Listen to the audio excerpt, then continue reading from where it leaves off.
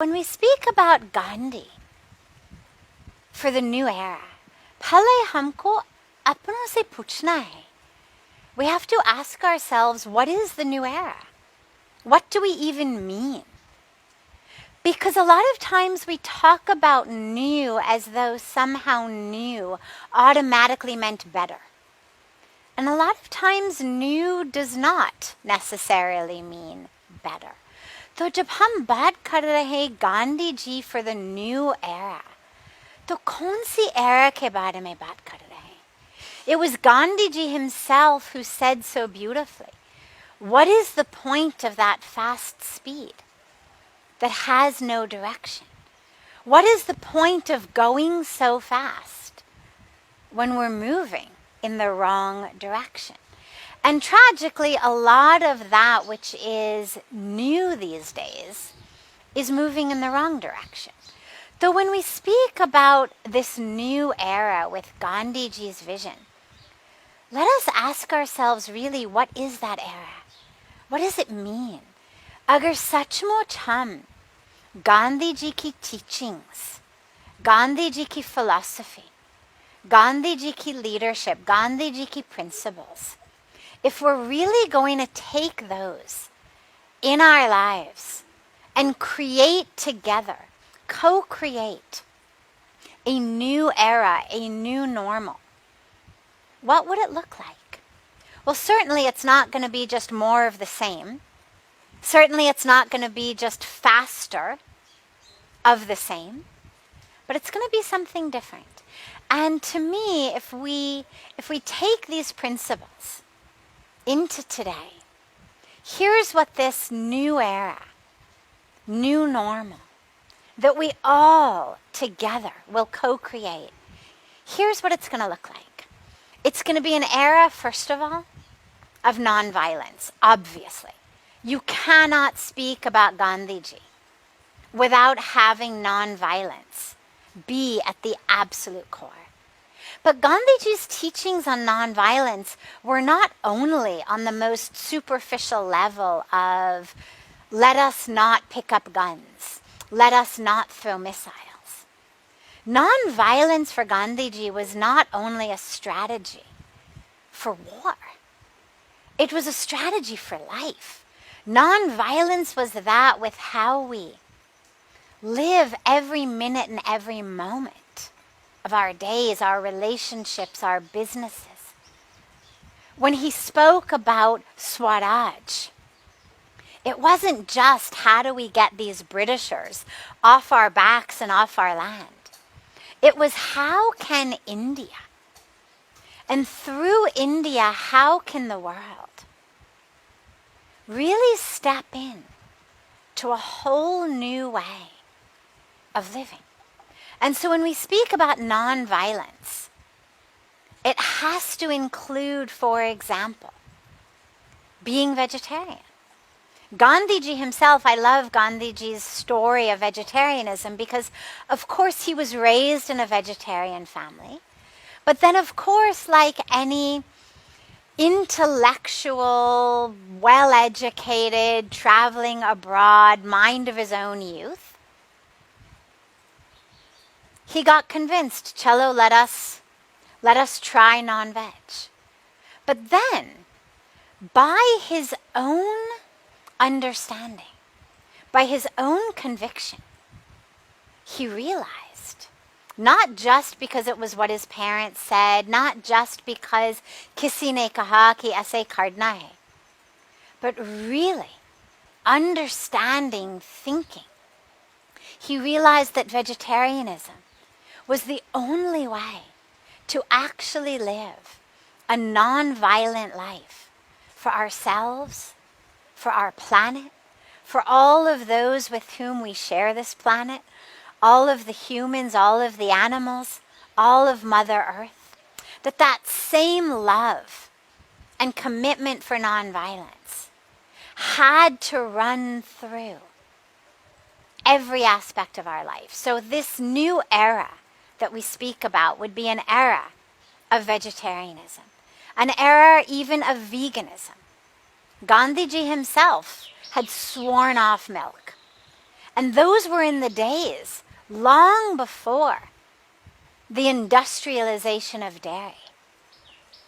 The dairy industry today, I won't take up too much time on this because there's so much to share, but the industrialization of the dairy industry today is one that is filled with nothing but violence. Violence for the cows giving milk, violence for their children, the baby cows, the calves who are born, who aren't allowed to suckle, who end up being carted off to become veal. The dairy industry, like the meat industry, now is one that is not just violent in killing the animals, but is violent in every moment of their lives from the time they are born to the time they are ultimately killed.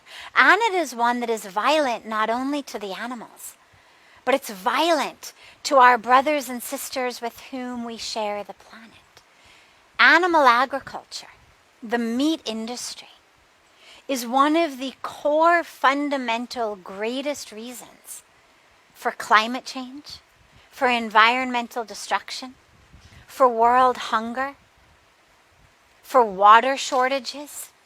We speak so frequently that along with our imminent and tragic land shortage, food shortage, and water shortage, the core of that is the global consciousness shortage that we have. That actually, if we shift our consciousness, as Gandhiji implored us to do, how we live would change. And that change would ripple into everyone in the world. And this is where that element also of personal responsibility comes in. Gandhiji's philosophy was not about just abdicate responsibility to those in charge. He was not telling the people of India, you sit down, sit back, kuch mat karo, main handle karunga. Gandhiji was a leader who implored everyone to do their part. Whether it was weaving khadi, whether it was marching for salt, whether it was coming together in any one of innumerable ways in agriculture, in village life, whatever it was, every single person had to be part of the solution. And this is where he emphasized, be the change that you want to see in the world.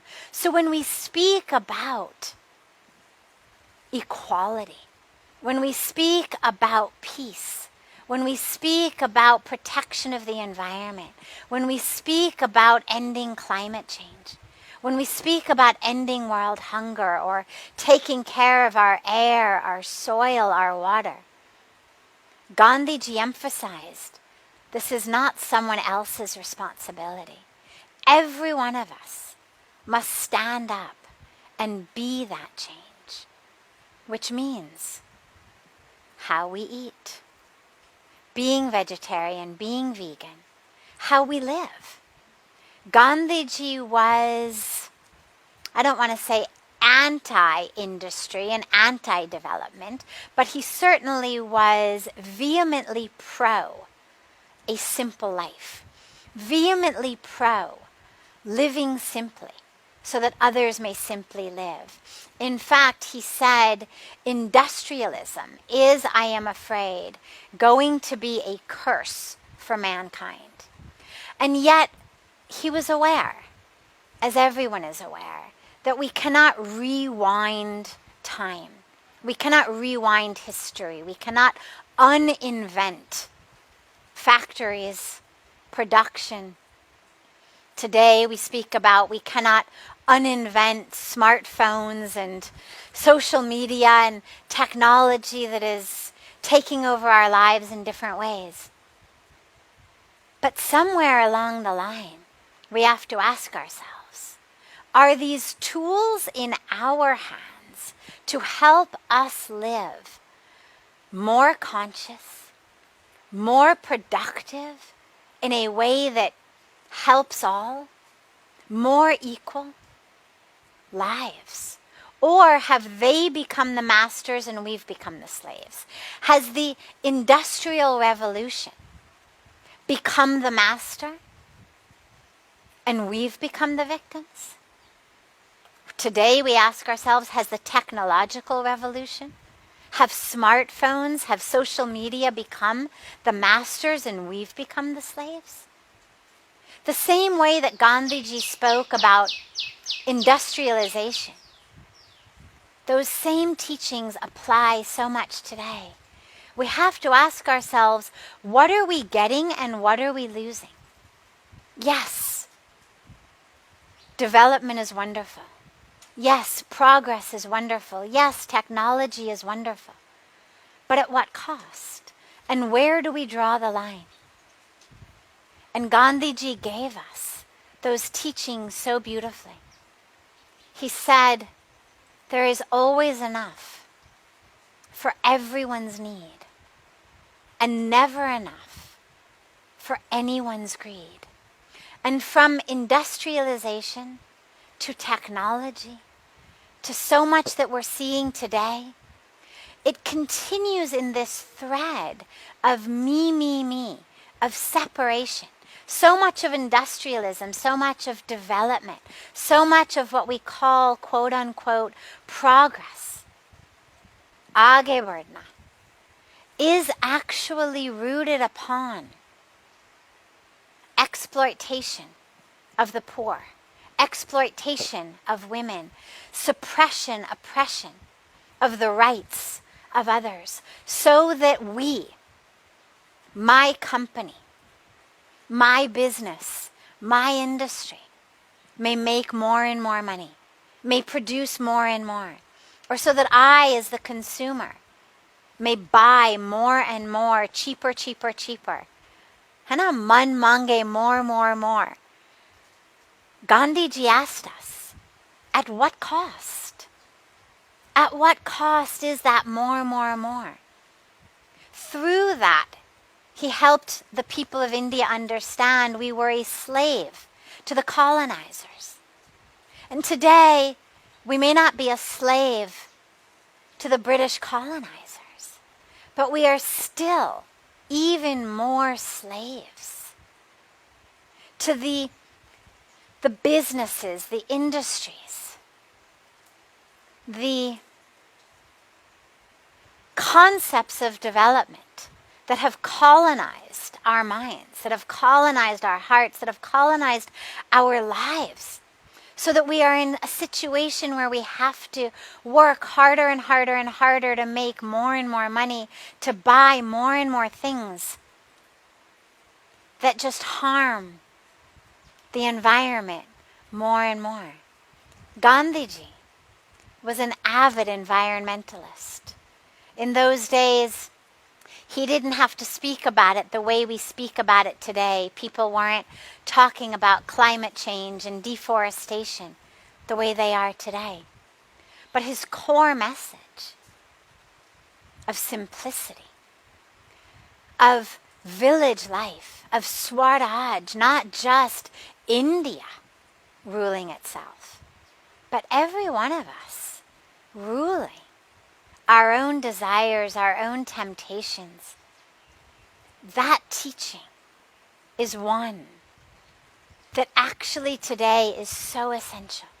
If we really implemented that today, whether it's climate change, whether it's environmental destruction, whether it's exploitation, all of that would be taken care of. Gandhiji was focused on equality, oneness of all, whether across borders and boundaries of race, of religion, of gender, of caste. And that is just as essential today, sadly, almost 75 years later. We're not that much farther with regard to true equality amongst colors, amongst castes, amongst genders. But Gandhiji was rooted in that. So when we speak about this new era and Gandhi's teachings, it would be an era in which women and men, black and white, high and low, rich and poor, across all of the distinctions that we know, everyone would be equal. Everyone would have equal opportunity. Everyone would have equal rights. Everyone would have an equal share of our resources. And that would be a critical part of this new era. It would also be an era of truth and integrity. One of my favorite stories of Gandhiji is the story of the mother who brought her young son to Gandhiji and said, please tell him how bad sugar is for him. Please convince my son to stop eating so much sugar. It's rotting his teeth. It's killing his health. And Gandhiji said, "Theek hai, lekin ek hafte ke baad aa jao." So the mother left. And a week later, she came back with her son, and Gandhiji said, "Beta, you must stop eating the sugar. It's very bad for you. Bad for your teeth, bad for your health." So the mother said, thank you so much. But if you don't mind, can I ask you, ek hafta kyun laga? Humko pichli hafta kyun nahi bata paaye? Why did we have to come back a week later? And Gandhiji said, because a week ago, I was still eating sugar. And before I could tell this boy to stop eating sugar, I had to stop eating. That type of integrity, that type of truth, that type of vision, that it's not do as I say, not as I do. It's not one rule applies to me because I'm in charge, another rule applies to you because you're not. But that true sense of oneness, of truth, of integrity, of transparency, of being prepared to sacrifice something you may enjoy in favor of a greater good. I'm sure Gandhiji loved eating laddus or whatever he was enjoying, but in service of helping that child, in service of giving the teaching that would benefit that child, it was a sacrifice he made. And that's what this new era would look like, is that we choose. Not just ki main kya chahti hun, jaise main chahti hun, jab main chahti hun, jo main chahti hun, but what is really in the service of the betterment of all. And lastly, this new era, I mean, there's so much, but time is short. This new era would include and be rooted upon a sense of integrity, a sense of simplicity, not just in what we buy or what we use, but in every aspect of our lives. Gandhiji, as you know, was a huge proponent of brahmacharya, a huge proponent of restraint, a huge proponent of using one's energy, using one's shakti, using one's time and attention in service of the nation, of the world. A huge proponent of recognizing that every minute we have, every breath we have, is one that is supposed to be utilized as this tool in God's hands, as this vehicle of service for the greater good, not used in just my sensual pleasures, not used in just fulfilling my momentary desire, hunger, yearning, but rather that the core of life, from a deeply spiritual perspective, but from one who was a householder, not from one who was a sannyasi, but from one who took those teachings, those core teachings, and realized these are not just teachings for those who have donned saffron robes. These are teachings for all, in every ashram of life, such that we all may live lives that are deeply spiritual, lives in which every minute and every moment are spent connected to God, spent recognizing I'm not the body, I'm not its hunger, I'm not its desire, I'm not a slave to every passing thought in my mind, I'm not a slave to every passing wave of desire, wave of hunger,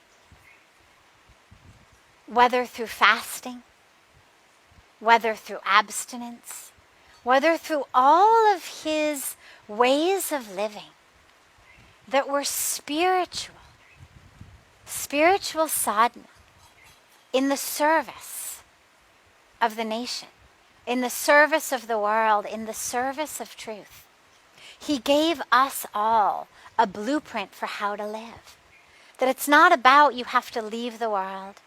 It's not you have to live in a cave.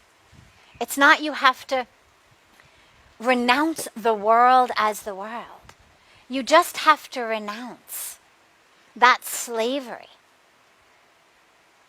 to the colonizers of your own mind that make you think you are weak, that make you think that you have to do what the colonizers say, that make you think that you have to dance according to their tune, that as others are doing, so you have to do.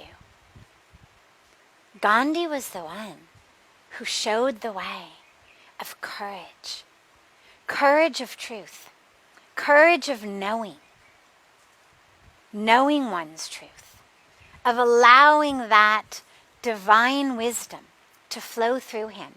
And no matter how many people said, ye nahi ho payega, jab tak hum guns nahi uthayenge, kuch nahi hoga. In the same way that people tell us things all day, every day, aise jeena, vaise jeena. But Gandhiji taught us now. Find your truth, live your truth, know your truth. And that truth is what? That truth is the name of God. That truth is simplicity. That truth is spirituality. That truth is being a vehicle, a vessel, a tool for freedom, for oneself, for one's nation, and for the world. So lastly, this new era, if we really bring in his teachings, will be an era of freedom. Freedom not just from British colonizers, but freedom from the nonsense of our own minds, from all of the discrimination, all of the bhed-bhav, all of the grudges, the anger, the desires, the competition, from all of those ways of thinking. Freedom from being a slave to industry, to consumerism, to marketing, and true freedom to live as one with the divine in service of the world.